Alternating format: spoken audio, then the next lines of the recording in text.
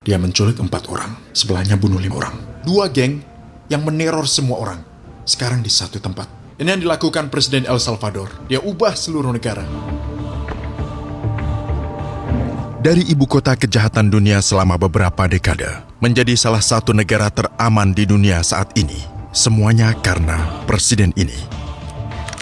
Dia Nayib Bukele, seorang keturunan Arab. Nenek moyangnya pindah ke El Salvador pada awal abad ke-19, masih keturunan Palestina. Ayahnya dikenal sebagai pemimpin El Salvador. Sejak menjabat pada tahun 2019, dia telah mengubah negara tersebut.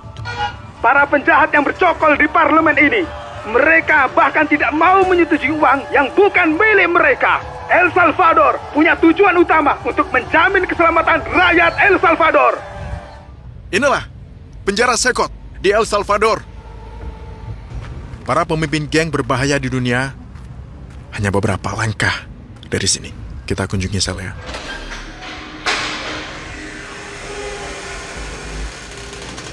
Masuklah. Kita sudah sampai. Buenas tardes.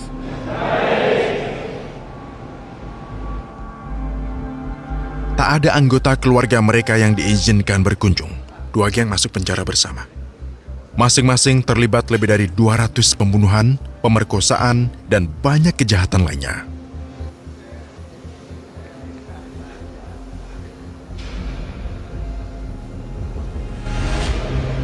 Penjaga bilang jika kau tatap, mereka akan tatap dengan seram. Ayo buktikan. Seperti yang kau lihat, setiap tahanan pakai seragam putih. Kaos, katok putih, dan sandal putih. Hanya itu yang mereka miliki di sini. Tidak ada kasur. Mereka tidur di dipan besi yang ada di sana itu. Ada banyak penjaga di sini. Rasanya seperti negara sedang perang. Semua tahanan harus pakai seragam putih. Semuanya. Lampu tidak pernah dimatikan. Menyala 24 jam selama 7 hari, jadi tahanan-tahanan ini tidak pernah tahu waktu dan penjaga bisa selalu memantau mereka. Tak ada kesempatan berulah. Tiap sel bisa tampung 100 tahanan, tapi hanya ada 80 tempat tidur per sel. Tidak ada selimut atau apapun yang bisa dipakai saat dingin. Kontrol dan pemantauan selama 24 jam seminggu. Selain personel, kami memiliki sistem kamera untuk membantu memantau setiap aktivitas secara langsung.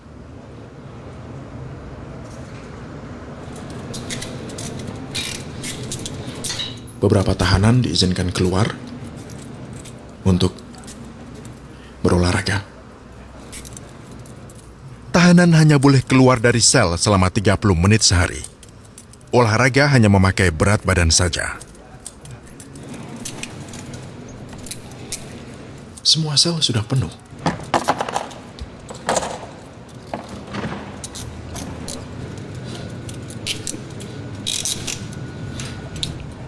Seperti adegan dalam film Sekot.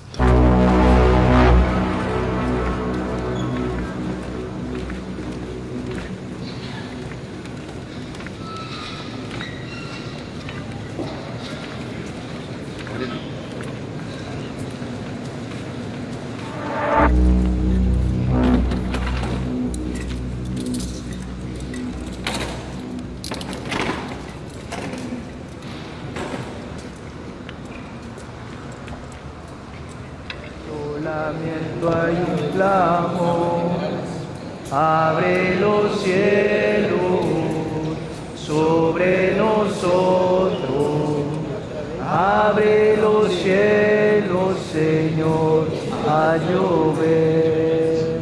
Ini satu-satunya kegiatan yang boleh mereka lakukan. Mereka dilarang melakukan lainnya. Somos tu pueblo, somos tu vida. Abre los cielos, Señor.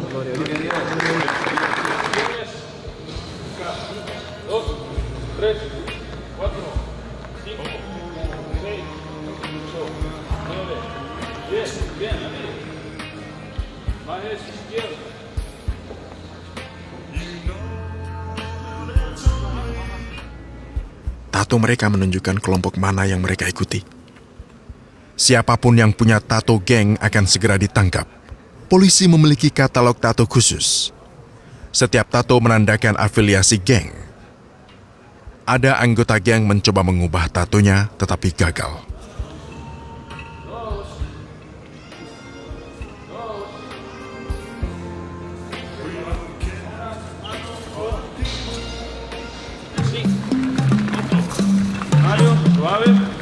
Ada perawat di sini. Seorang dokter memeriksa mereka tiap hari. Staf medis harus selalu bisa hadir karena tidak ada tahanan yang boleh keluar nih. Ke sini. Ada ruang tempat mereka berkomunikasi dengan pengacara pakai video call. Pengadilan dilakukan di sini sebab tak boleh keluar. Mereka bicara dengan pengacara lewat video. Para tahanan duduk di sini. Duduk. Melalui layar yang ada di tembok ini, kita tampilkan kondisi suasana ruang pengadilan dan penjara lain yang terkait dengan sidang yang sama. Di sini ada klinik. Lihat semua ruangan di penjara luar biasa ini. Ruangan ini untuk perawatan dan injeksi.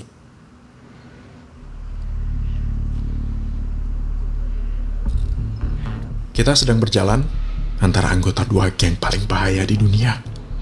Mereka ada di kanan kiri. Akan kutunjukkan padamu 3 profil penjahat dari jenis penjahat yang ada di sini. Subjek yang pada suatu ketika berlagak seperti dewa, memutuskan siapa yang berhak hidup dan mati. Dia akan tunjukkan pada kita ketiga penjahat tersebut.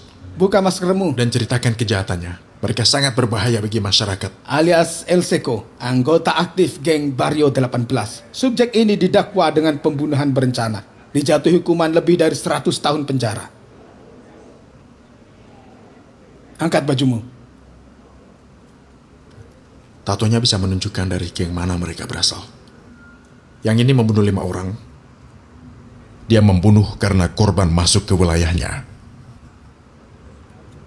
Oke, balik badan. Mereka semua bertato. Dia anggota MS-13. Dia menculik 4 orang. Sebelahnya bunuh 5 orang. Ini hanya contoh kecil saja dari para penjahat yang dipenjara di sini. Tahanan ketiga juga anggota geng. Dia membunuh seorang gadis muda, seorang atlet yang berbakat.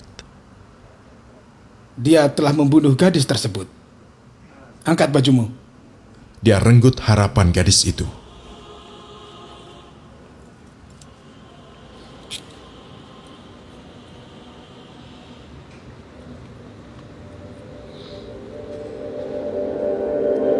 Tatonya mempermudah identifikasi dan penangkapan mereka. Lihat, ada tato angka 18 di tubuhnya. Itu artinya anggota Barrio 18.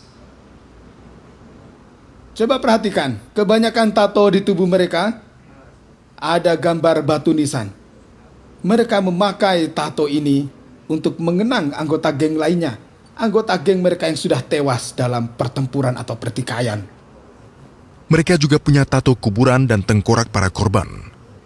Lihat Maria, ini apa bacanya ini? Santana Guzman, siapa dia? Dia nenekku. Oh, dia neneknya. Wajah putranya.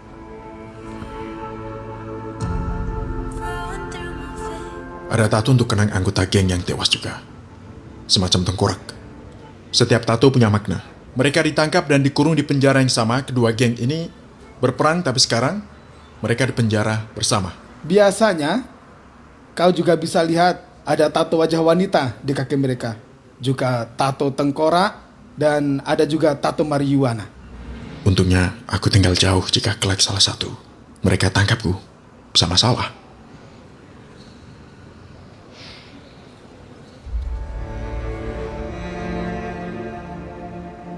Geng-geng ini dulunya musuh, tapi sekarang mereka berbagi sel yang sama.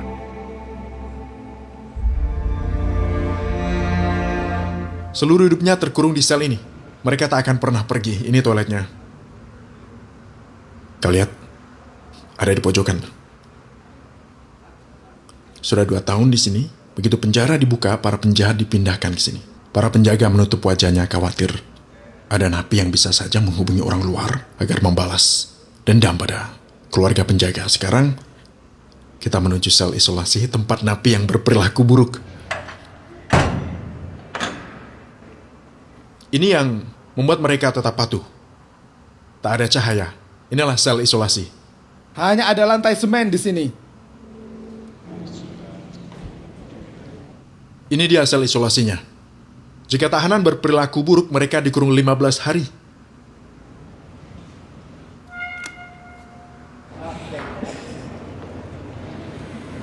Mereka bahkan tidak boleh keluar untuk makan. Makanan diantar ke dalam. Kacang-kacangan dan nasi.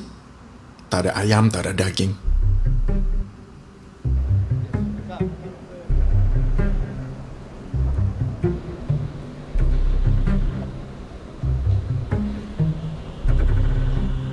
Kemudian, aku mewawancarai salah satu anggota geng.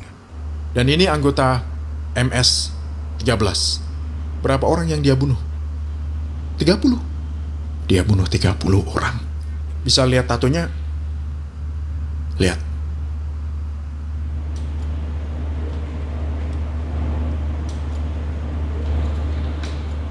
Apa dia merasa menyesali kejahatannya gitu? Kau menyesali perbuatanmu yang dulu? Encontrándome a un penal de máxima seguridad donde solo lo básico se le da a uno, se lamenta uno, quizá uno se hace fuerte durante el día, pero en la noche uno se lamenta y llora, encontrándose en esta condición.